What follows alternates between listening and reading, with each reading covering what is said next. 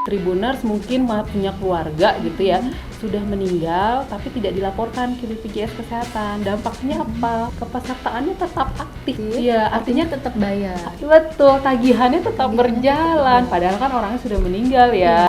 BPJS Kesehatan itu saat ini memiliki 2 jenis kanal layanan. Ada layanan tatap muka, yang artinya ketemu sama petugas langsung. Ada juga layanan non tatap muka. Untuk layanan non tatap muka sendiri, untuk layanan WhatsApp itu kita punya layanan Pandawa. Ya, namanya layanan Pandawa, pelayanan administrasi melalui WhatsApp. Jadi nomornya Pandawa itu di nomor 08118 165 165. Gimana sih caranya mengecek BPJS Kesehatannya itu masih aktif atau tidak gitu ya. Bisa nggak lewat WhatsApp aja? Oke. Karena layanan BPJS Kesehatan yang tatap muka, selain tadi di kantor cabang atau di kantor kabupaten, kita punya kanal layanan juga di mall, pelayanan publik ya. Terus kemudian ada BPJS keliling juga, terus kemudian ada BPJS 1 yang di rumah sakit. Terus kemudian ke kanal layanan non tatap muka kata ada Pandawa. Pandawa itu nomornya di 08118 165 165. Kemudian kita punya aplikasi mobile JKN, kita punya care center 165. Terus kemudian kita ada Aman JKN dan ada website BPJS Kesehatan. Gitu, Mbak Dayu. Ya.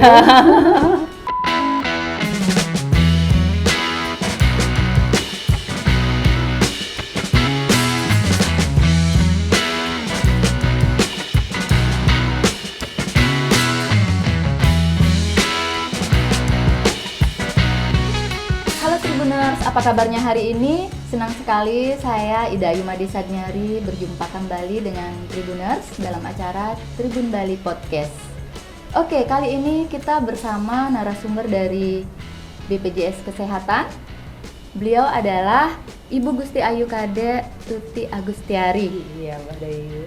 Ibu, apa kabarnya hari ini? Sehat, selalu sehat Mbak Dayu, sekarang. Iya. Beliau adalah Kepala Kabupaten Badung BPJS Kesehatan. Baik Bu, hari ini kita akan membahas seputar kanal layanan BPJS Kesehatan ya Bu? Boleh, siap. Oke, ini untuk menjawab berbagai pertanyaan dari Tribuners terkait pelayanan BPJS Kesehatan. Ya.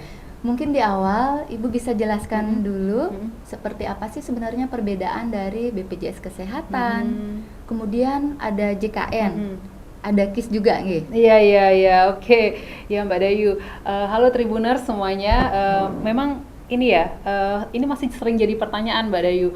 Apa sih bedanya BPJS, apa bedanya JKN, apa bedanya KIS gitu ya. Iya. Sering sekali warga itu kalau bertanya, Bu saya adalah peserta KIS, oh gitu kan, Bu saya tuh peserta BPJS gitu. Jadi mereka tuh kadang masih bingung apa sih bedanya. Nah mungkin dalam kesempatan ini ya, karena ini saya bisa jelasin apa sih bedanya. BPJS itu adalah badan penyelenggara. Iya, programnya adalah Jaminan Kesehatan Nasional atau disingkat dengan JKN. Itu nama programnya, ya.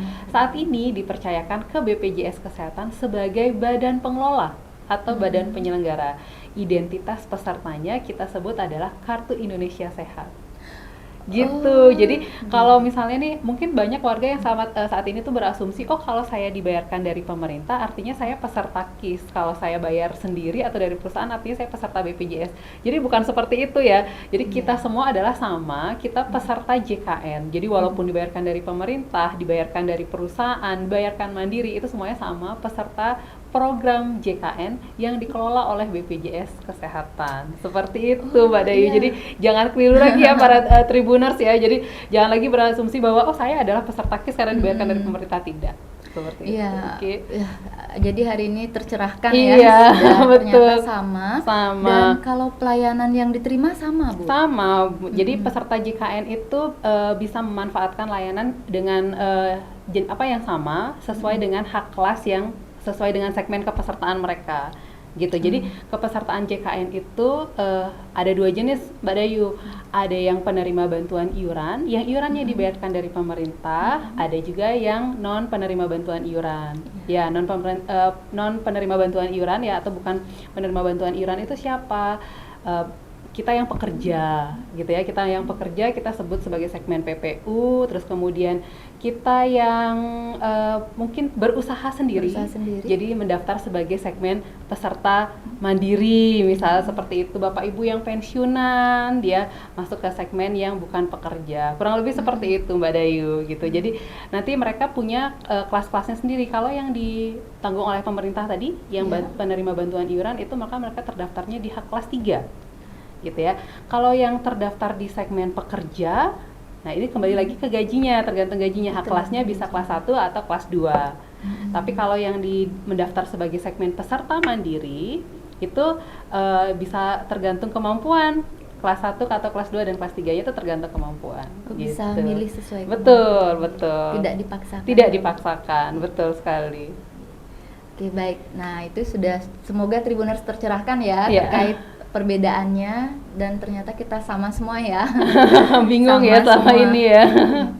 Nah, ini banyak juga Bu pertanyaan dari Tribuners itu. Misalkan gimana sih caranya mengecek BPJS kesehatannya itu masih aktif atau tidak gitu ya. Bisa nggak lewat WhatsApp aja? Oke. Nah, mungkin Ibu bisa nanti lebih rinci juga terkait kanal dari layanan BPJS Kesehatan. Oh iya, betul. Jadi Mbak Dayu dan Tribuners, BPJS Kesehatan itu saat ini memiliki 2 jenis kanal layanan ya. Ada layanan tatap muka yang artinya ketemu sama petugas langsung, ada juga layanan non tatap muka atau kalau lebih keren gitu ya orang bilang online gitu ya, online gitu ya. Karena kan sekarang sudah era digital ya, jadi kita sekarang mungkin lebih senangnya apa-apa lebih gampangnya lewat WhatsApp atau misalnya ada aplikasi khusus yang kita nggak harus kemana-mana, bisa diem di rumah aja, segala urusan beres gitu ya Mbak Dewi. Benar-benar mager ya Bu, daripada keluar rumah. Betul. Nah, untuk layanan non tatap muka sendiri, tadi kita ada untuk layanan WhatsApp itu kita punya layanan Pandawa. Ya, namanya layanan Pandawa, pelayanan administrasi melalui WhatsApp.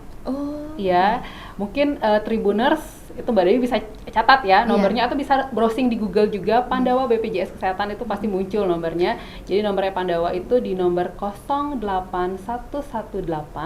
165 165. Gitu. Gampang banget diingat ya. 08118 165 165 gitu. Nah, untuk yang di layanan Pandawa, yang layanan WhatsApp itu layanan tatap muka ya. Kita cerita layanan non tatap muka dulu ya. Non tatap muka dulu yang pertama yang melalui Pandawa tadi. Di layanan Pandawa ini peserta bisa minta informasi. Informasi seperti apa? Kayak tadi, mau cek kepesertaan saya aktif nggak? Itu dia bisa, jadi nanti tinggal masuk ke layanan informasi Pandawa. Atau butuh layanan administrasi. Layanan administrasi seperti apa? Saya belum terdaftar, mau mendaftar kepesertaan mandiri, identitas saya ada yang salah, bisa juga bisa dirubah di situ misalnya. Terus kemudian saya mau pisah kakak misalnya, misalnya dulu masih gabung sama orang tuanya, sekarang sudah menikah gitu ya, mau pisah kakak bisa lewat layanan Pandawa. Mau menambahkan anggota keluarga, misalnya ada yang baru lahir, ada yang baru menikah, itu bisa lewat Pandawa gitu. Jadi nggak perlu datang ke kantor BPJS Kesehatan antri untuk urusan seperti itu gitu. Jadi bisa dilakukan melalui layanan Pandawa tadi. Nah, selain informasi informasi dan administrasi tadi, ada juga layanan pengaduan di Pandawa. Bisa. Iya.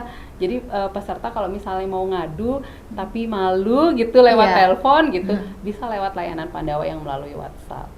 Kalau misalnya mau pindah kelas gitu bisa juga. Nah, tadi itu untuk layanan Pandawa ya Mbak Dayu. Kita punya untuk yang pindah kelas, selain tadi layanan Pandawa yang online tatap muka, kita punya aplikasi mobile JKN Mbak Dayu. Oh, itu masih yang kanal online-nya itu? Iya, kanal non tatap muka berikutnya ya, aplikasi mobile JKN. Jadi aplikasi mobile JKN itu Mbak Dayu, Tribuners itu bisa download di Play Store atau di App Store-nya. Download aplikasi mobile JKN, di situ juga kita bisa cek. Yang pertama kita bisa cek kepesertaan kita aktif atau enggak. Nah, bagi yang peserta mandiri nih, dia mau cek tagihan saya berapa sih? Saya sudah bayar belum ya bulan ini? Itu terlihat semua riwayat pembayarannya, tagihannya, termasuk perubahan data Mbak Dayu bisa dilakukan di situ juga. Perubahan data seperti apa? Perubahan kelas. Jadi misalnya saya dulu terdaftar di kelas 2. Nah, setelah 1 tahun, kalau perubahan kelas itu ketentuannya setelah setahun ya terdaftar. kemudian dia aduh saya pengen deh rubah kelas ke kelas 1 gitu, bisa dilakukan di aplikasi Mobile JKN. Penurunan dan naik atau turun gitu bisa dilakukan di aplikasi Mobile JKN. Jadi bisa diklik-klik sendiri lah gitu, ibaratnya nggak perlu antri di kantor BPJS. Terus di situ juga ada kartu digitalnya Mbak Dayu. Kartu digital. Iya, jadi kalau sekarang para peserta JKN gitu ya, kalau mau berobat itu sudah nggak butuh kartu BPJS lagi, sudah nggak butuh KIS lagi gitu ya, karena cukup pakai KTP. Oh, bawa KTP saja berobatnya. Cukup pakai KTP untuk berobat. Tapi ketika kita lupa, misalnya ya, aduh KTP-nya mana ya, lupa. Kalau sudah punya aplikasi Mobile JKN, di situ ada kartu digital. Jadi cukup tunjukkan kartu digital itu untuk berobat, udah sudah bisa dilayani gitu. Jadi nggak perlu banyak bawa kartu, nyari kartu betul, lagi bingung betul. tuh ya. Yang penting bawa HP aja. Betul. Nah, kemudian di aplikasi Mobile JKN, Mbak Dewi ya, kita selain tadi ya bisa rubah data gitu ya, bisa ini kita tahu keaktifan kita, riwayat pembayaran kita langsung terbaca di situ. Kalau ada nih misalnya sekarang Tribuners gitu ya, yang posisinya peserta mandiri tapi masih memiliki tunggakan iuran. Iya. Ya. Sekarang kita punya program cicilan Mbak Dayu. Program cicilan? Ya, jadi peserta itu bisa mencicil membayarnya, dan itu bisa mendaftarnya melalui aplikasi Mobile JKN gitu. Jadi langsung daftar di situ mau berapa kali nyicilnya gitu. Ada bisa, minimalnya? Berapa kali? Iya, jadi tunggakannya itu maksimal yang boleh mencicil adalah peserta yang menunggak lebih dari 3 bulan. Ya, terus maksimal mencicilnya 12 kali. Seperti itu. Jadi 12 selama 12 bulan. Jadi lebih mudah ya, Bu ya? Jadi peserta bisa kalau misalnya belum bisa melunasi sekalian, bisa melakukan melalui proses cicilan tadi. Gitu Mbak Dayu, itu untuk aplikasi Mobile JKN. Betul. Itu untuk aplikasi Mobile JKN ya, yang layanan non tatap muka tadi. Nah, selain tadi yang Pandawa, aplikasi Mobile JKN, kita punya care center juga Mbak Dayu. Ya, care center sama kita. Non tatap muka juga. Iya, care center kita di nomor 165. Ya, jadi hampir sama dengan kalau Pandawa tadi kan nomornya 08118165165. Ini care center kami, nomornya 165. Nah, ini nanti bisa langsung bicara dengan operator kami kalau misalnya ada pengaduan, butuh informasi, mau lakukan perubahan data juga bisa loh di Pandawa di care center. Misalnya saya dulu sudah pernah terdaftar di perusahaan tapi sudah nonaktif. Kemudian saya mau beralih nih ke peserta mandiri, gimana? Itu bisa lewat care center. Dan itu bisa di hari libur juga bisa. Oh, itu 24 jam bisa diakses. Iya, jadi Sabtu Minggu kalau misalnya mau telepon, mau mengadu itu bisa. Kan kantor BPJS tutup ya Mbak. Jadi ya kalau Sabtu Minggu, jadi peserta mau ngadu kemana? Bisa lewat care center kami. Wah, sangat mudah sebenarnya. Iya, jadi sekarang sudah banyak kanal-kanal layanan dari BPJS Kesehatan yang bisa diakses oleh peserta ya. Gitu. Nah, selain tadi ada care center, ada Pandawa itu JKN Mobile gitu. Kita juga punya kalau di kantor cabang, di kantor BPJS itu kita punya Aman JKN. Aman JKN. Iya, Aman JKN itu apa? Anjungan mandiri. Anjungan mandiri. Iya, anjungan mandiri untuk peserta JKN. Jadi kalau misalnya tadi peserta lewat Pandawa mungkin kendala karena nggak ada kuota, misalnya gitu, lewat Mobile JKN juga kendala, nggak ada kuota. Terus kalau ke care center juga harus ada pulsa ya Mbak Dayu ya, karena kan telepon. Nah, di care center juga tadi bisa kalau misalnya mau cek, saya mau ngecek dong tagihan saya berapa, saya mau tahu dong status kepesertaan saya aktif atau tidak, itu kan bisa tapi kan itu butuh pulsa ya. Nah, kalau misalnya ini sudah terlanjur datang ke kantor BPJS gitu ya, kami juga punya anjungan mandiri tadi yang kita sebut Aman JKN. Nah, di Aman JKN itu peserta bisa self service ya, self service. Dia kalau misalnya saya mau cuma ngecek status kepesertaan saya aktif atau enggak, tagihan saya berapa, termasuk rubah kelas tadi itu bisa di anjungan mandiri di Aman JKN tadi, dan perubahan Vaskes. Oh, perubahan pindah Vaskes itu kan tadi kalau pindah Vaskes itu di Mobile JKN bisa. Selain itu di Aman JKN juga bisa. Gitu Mbak Dayu, itu untuk layanan non tatap muka kita. Jadi peserta ibaratnya dia nggak perlu antri ya di kantor BPJS Kesehatan, mau sambil duduk-duduk di rumah gitu sambil minum teh gitu mungkin bisa selesai tuh urusan tentang BPJS gitu. Dan kalau udah terlanjur ke kantor, nggak perlu antri, ada Aman JKN. Betul, ada Aman JKN gitu. Iya, kalau ada yang belum ngerti nih Bu, cara-caranya mungkin bisa dipandu ya di Iya, sana. nanti dipandu oleh teman-teman kita dari security yang pandu untuk Aman JKN gitu. Itu untuk layanan non tatap muka tadi ya gitu. Nah, terus selain itu sekarang juga yang kita lagi kembangkan nih Mbak Dayu, untuk layanan tatap muka itu kita ada BPJS Kesehatan Online.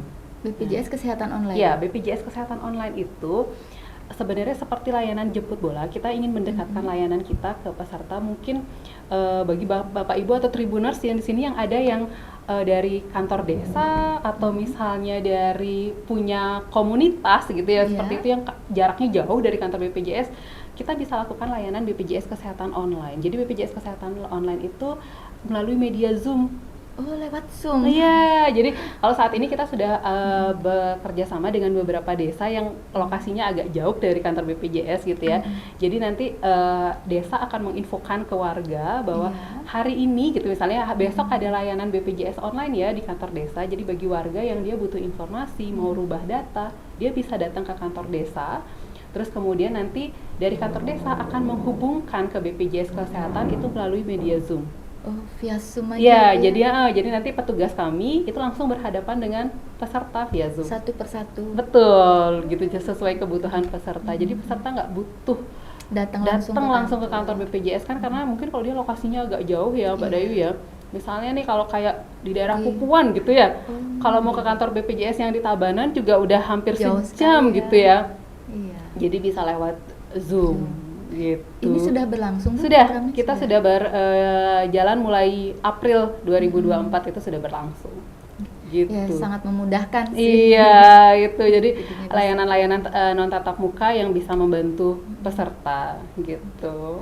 Mungkin kalau lewat website ada Bu? Ada di website kita juga ada websitenya BPJS Kesehatan www.bpjs-deskesehatan.go.id. Itu peserta kalau misalnya butuh informasi seperti tadi cek kepesertaan, mau mengadu juga bisa di situ gitu. Kalau untuk mengubah vaskes, kalau rubah data lebih ke layanan yang tadi Mobile JKN ya, Mobile JKN Pandawa, layanan BPJS online itu sama care center itu untuk perubahan data. Nah, tapi selain layanan tanpa tatap muka tadi itu kita tetap ada layanan tatap muka ya Mbak Dayu ya gitu. Jadi layanan tatap muka itu tetap berlangsung saat ini.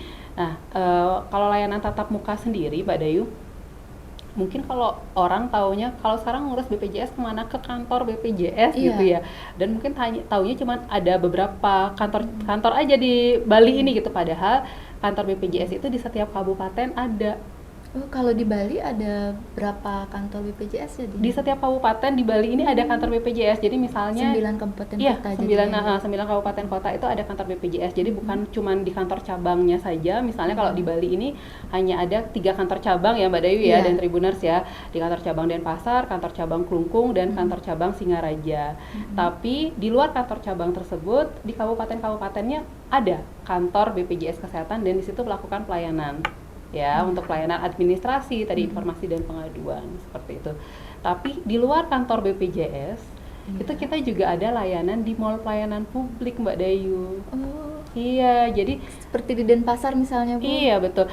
Jadi sekarang seluruh pemerintah daerah ya, pemerintah daerah kabupaten atau kota, itu kan sudah hampir semuanya memiliki mall pelayanan publik ya. Mall pelayanan publik itu satu tempat yang mewadahi seluruh instansi ibaratnya gitu ya. Jadi pelayanan satu pintu betul.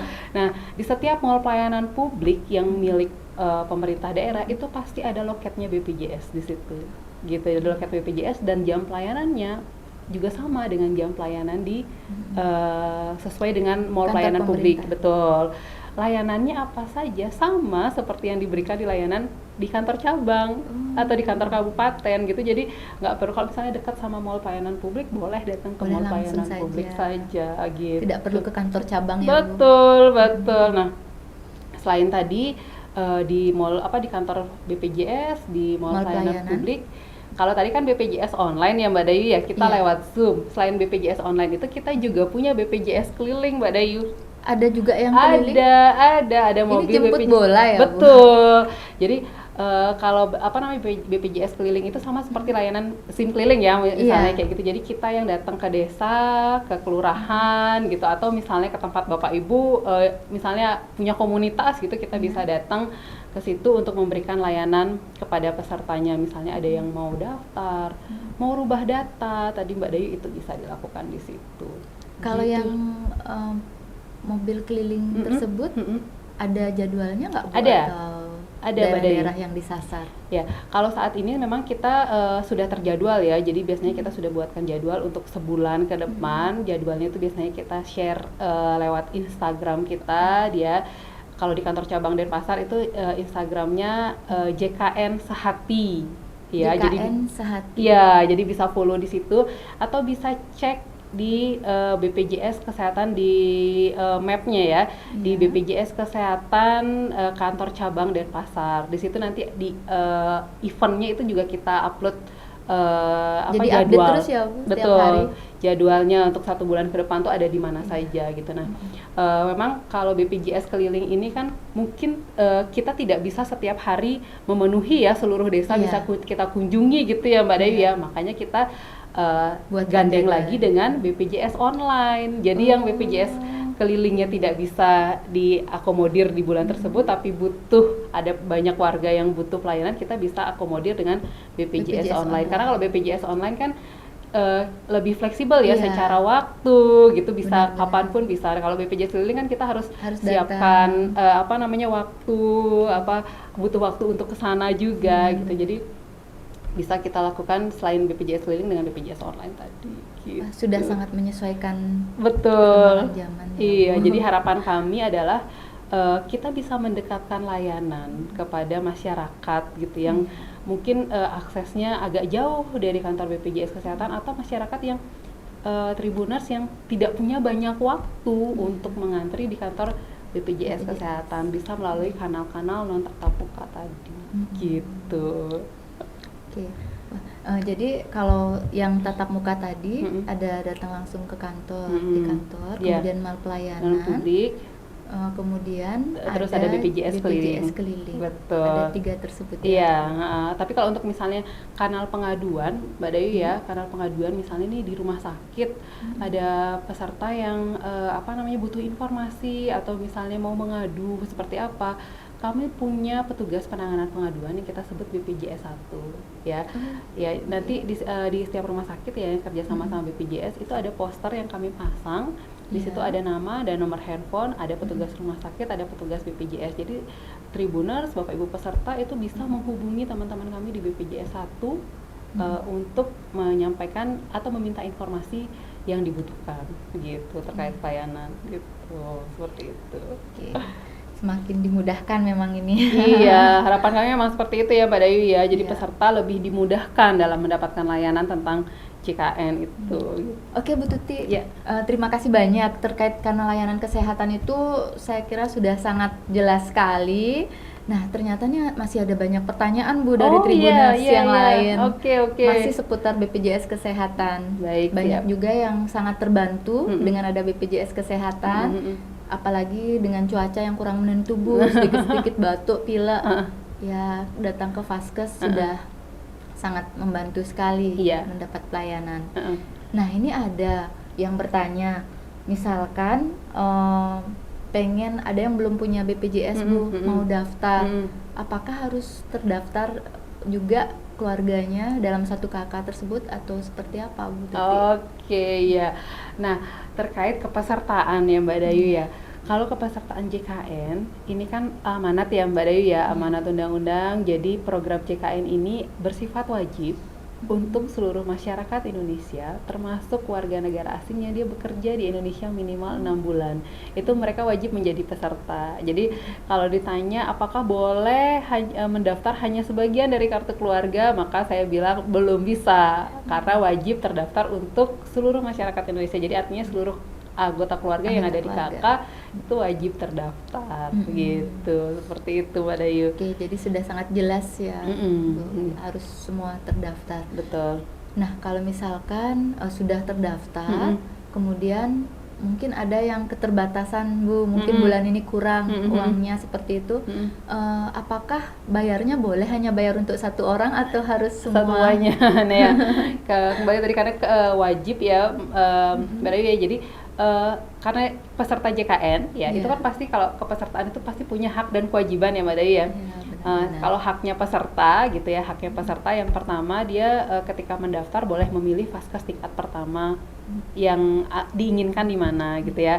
Itu hak peserta, jadi nggak boleh ada intervensi, oh harus pilih di puskesmas ini atau di klinik ini, enggak. Jadi hak peserta silahkan, dan tidak wajib satu keluarga itu sama vaskesnya. Jadi Oh, boleh bisa beda ya? boleh beda-beda sesuai dengan keinginan peserta ya. Selain itu haknya peserta adalah menggunakan NIK sebagai identitas peserta. Seperti yang saya sampaikan tadi, jadi kalau peserta atau tribuners mau berobat cukup pakai KTP Iya. ya. Kalau anak-anak yang di bawah 17 sekarang udah ada KIA kan? Iya. Ya, Mbak Dewi ya. Jadi bisa pakai KIA untuk berobat atau pakai KIS digitalnya tadi.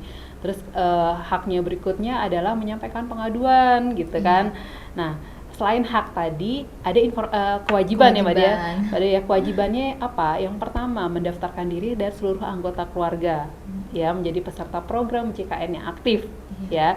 Terus yang kedua membayar iuran paling lambat sebelum tanggal 10 setiap bulan. bulannya, Betul. Nah, 10, ya pembayaran iuran ini juga wajib untuk seluruh anggota keluarga yang didaftarkan karena waktu membayar itu memasukkan satu nomor virtual account, otomatis akan terbaca tagihan keseluruhan Mbak Dayu. Jadi kalau pertanyaannya boleh nggak bayarnya cuma satu orang, ya mohon maaf belum bisa ya, karena dia otomatis akan terbaca tagihan keseluruhannya. Makanya tadi kalau mendaftar peserta mandiri, hak kelasnya silahkan disesuaikan dengan kemampuan gitu ya. Supaya tidak sampai telat Betul, bayar ya. betul. Jadi disesuaikan dengan kemampuan. Terus kemudian perubahan kelas bagi yang peserta mandiri itu baru bisa dilakukan setelah 1 tahun terdaftar di kelas yang lama ya.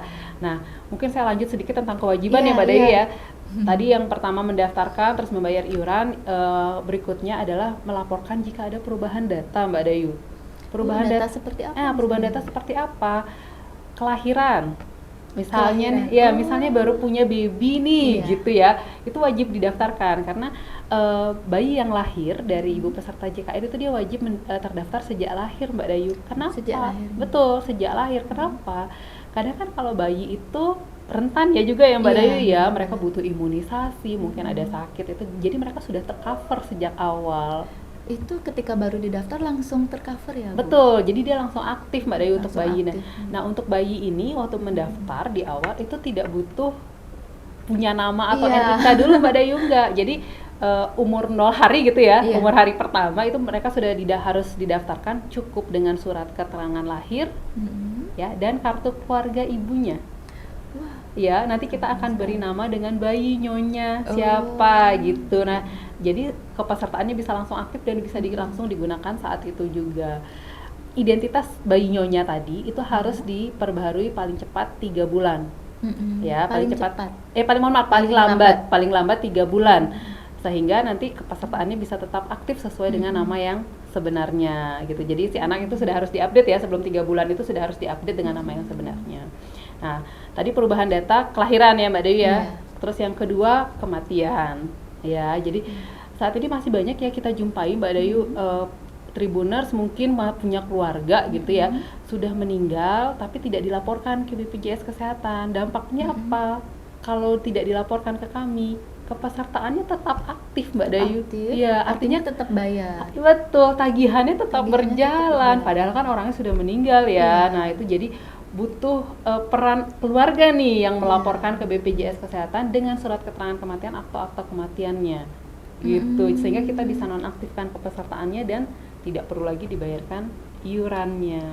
Gitu. Kalau yang seperti itu melaporkan itu harus wajib datang ke kantor. Bisa lewat Pandawa Mbak Dayu. Oh, bisa. Iya, bisa lewat Pandawa. Jadi tinggal dipilih menu yang penonaktifan anggota keluarga, terus kemudian diupload dokumen surat keterangan kematian atau akta kematiannya, udah langsung diproses saat itu. Iya. Ya, Oh, jadi ternyata nggak butuh bisa yang semudah itu iya, ya. jadi nggak butuhnya nyari waktu harus datang ke kantor BPJS gitu ya. Iya. Jadi mungkin istilahnya nggak ada istilah nggak sempet gitu ya Mbak Iya, Dea ya. benar-benar. Kan bisa lewat WA, kapan aja bisa gitu. Jadi tidak ada alasan Betul, lagi. itu sih mungkin poin-poin yang kewajiban yang tribuners harus lakukan ya Lakukan. sebagai peserta JKN gitu. Nah, gimana itu Bu tadi misalnya mereka belum bisa bayar full. Nah, sudah ada penjelasannya. Kemudian kalau ternyata mereka ya anggaplah bukan karena tidak ada kemampuan, kadang kan karena banyak kesibukan, lupa. Iya. Kalau telat 1 hari aja, seperti apa Bu? Apakah iya. sudah tidak aktif atau bagaimana? Iya, jadi kan tadi saya sampaikan ya Mbak Dayu ya, pembayaran iuran itu paling maksimal tanggal 10 setiap bulannya. Tapi kalau misalnya terlambat bagaimana? Kalau terlambat, kami masih kasih toleransi Mbak Dayu sampai akhir bulan. Toleransi. Wah. Ya, jadi Baik sampai sekali. akhir bulan itu kepesertaannya masih tetap aktif, masih bisa digunakan. Tapi kalau misalnya nih lupa di bulan itu lupa bayar Iya. gitu, terus sampai di tanggal 1 bulan berikutnya belum melakukan pembayaran, baru kepesertaannya otomatis akan kami nonaktifkan dulu Mbak Dayu sampai yang bersangkutan melakukan pembayaran, baru akan aktif kembali. Nah, ada denda tidak gitu ya? Iya. Kalau terhadap iurannya itu nggak ada denda Mbak Dayu, jadi tinggal membayar tagihan yang belum terbayar dan iuran bulan berjalan, itu otomatis kepesertaannya akan aktif. Hari saat itu juga betul, aktifnya. betul. Tapi sejak peserta melunasi tagihan sampai 45 hari ke depan, itu peserta berada dalam masa denda layanan Mbak Dayu. Denda layanan. Ya, denda layanan itu hanya dikenakan kalau peserta mengalami rawat inap. Ya, kalau rawat jalan nggak kena, hanya rawat inap saja. Ya, besaran dendanya seperti apa? Besaran dendanya adalah nanti dihitung di rumah sakit sesuai dengan diagnosanya. Jadi 5% dikali bulan menunggak dikali tarif pelayanan kesehatan di rumah sakit yang kita sebut inasi bijis. Gitu. Jadi tergantung diagnosanya nih Mbak Dayu, dengan maksimal denda 20 juta dan maksimal bulan tunggakannya 12 bulan gitu. Jadi akan banyak denda yang dibayarkan kalau penyakitnya membutuhkan biaya yang besar seperti itu. Jadi saran saya adalah ayo bayar iurannya rutin setiap bulan. Sekarang pun untuk bayar iuran itu sangat mudah loh Mbak Dayu, nggak mesti kalau dulu mungkin orang taunya bayar iuran BPJS kemana, Indomaret, Alfamart gitu ya, kantor pos atau lewat ATM gitu ya. Sekarang itu kita udah punya banyak kanal layanan kanal pembayaran ya.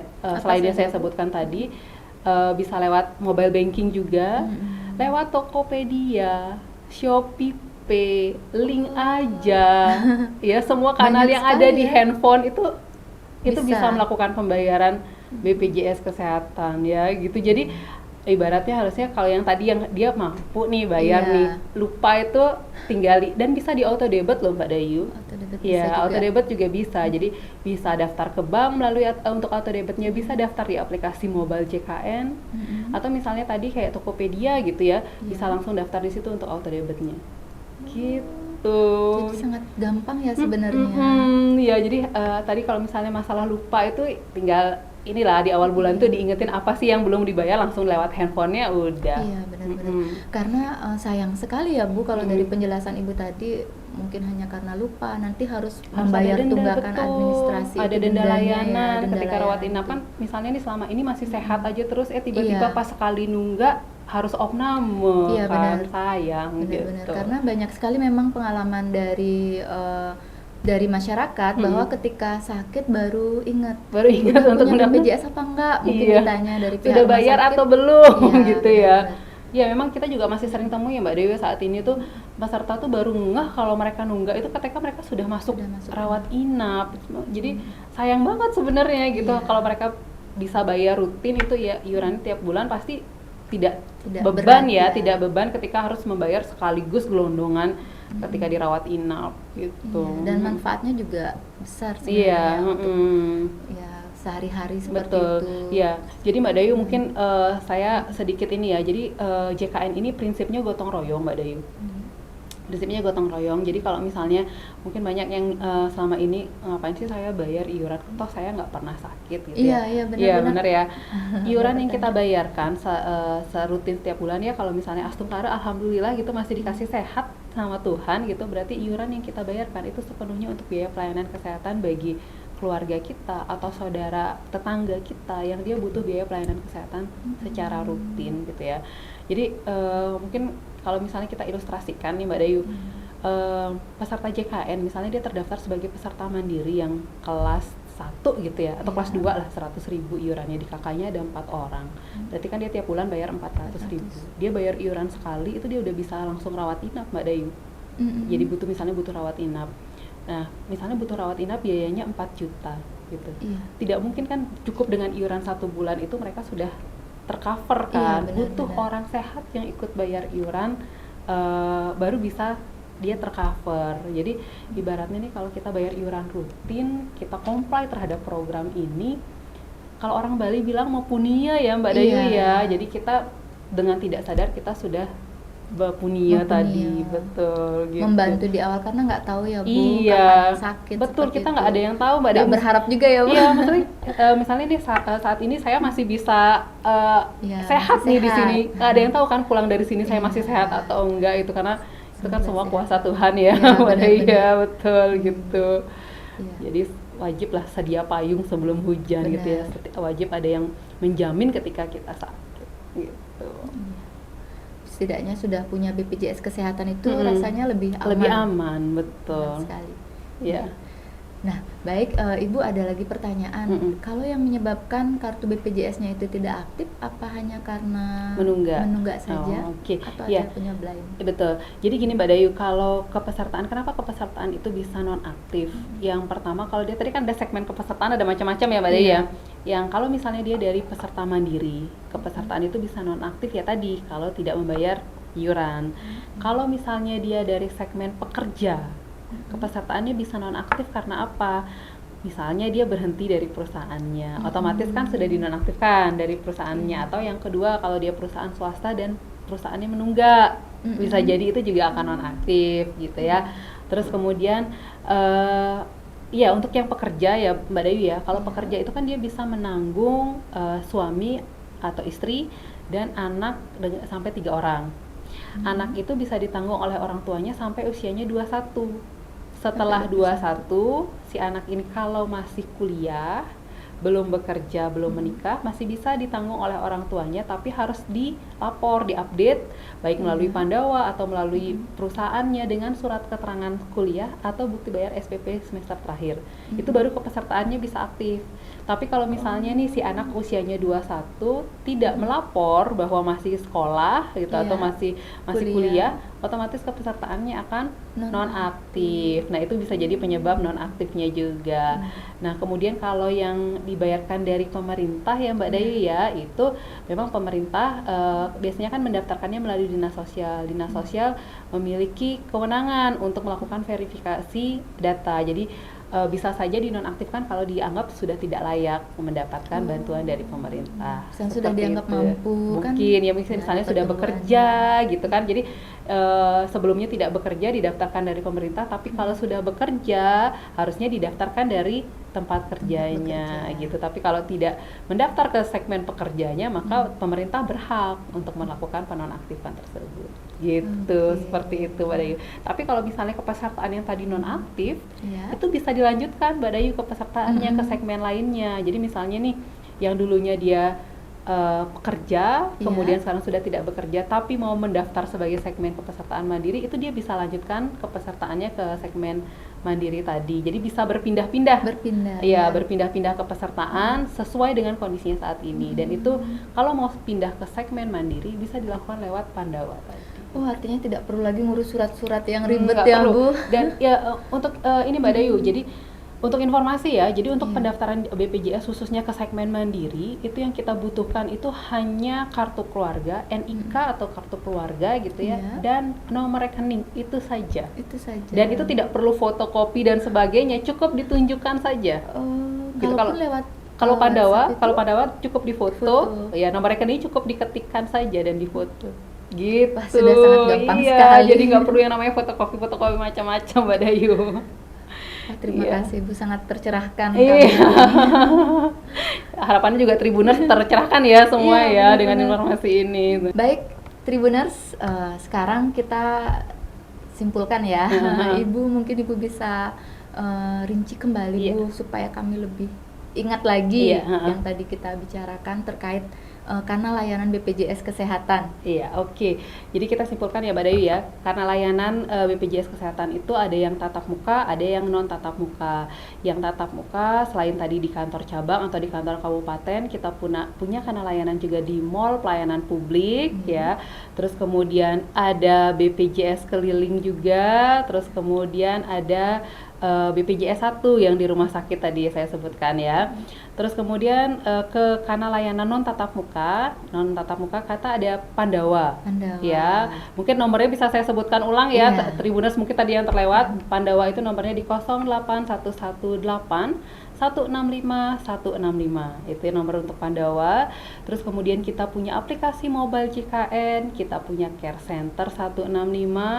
Terus kemudian kita ada Aman JKN dan ada website BPJS Kesehatan gitu. Lengkap Mbak sekali Dayu. ya. Dan itu sangat memudahkan bagi masyarakat. Iya, gitu ya. Jadi harapan kita seperti tadi ya Mbak Dayu ya, peserta lebih dimudahkan, mendekatkan layanan kepada peserta dan peserta nggak kebingungan lagi mau ngurus JKN itu lewat mana gitu. Baik Ibu Tuti, mungkin ada pesan untuk Tribuners nih Bu, mungkin yang belum punya BPJS seperti itu atau yang masih bingung. Iya. Untuk Tribuners mungkin dari saya pastikan kepesertaan JKN aktif gitu ya. Bagi yang belum terdaftar, ayo mendaftar segera. Pastikan seluruh anggota keluarga yang ada di kakak itu terdaftar dan menjadi peserta JKN yang aktif. Jangan sampai ketika Tribuners sakit itu kesulitan mengenai biaya pelayanan kesehatan. Seperti itu mungkin Mbak Dayu. Baik Tribuners, nah itu tadi bincang kita dengan BPJS Kesehatan. Sampai jumpa. Dengan gotong royong, semua tertolong.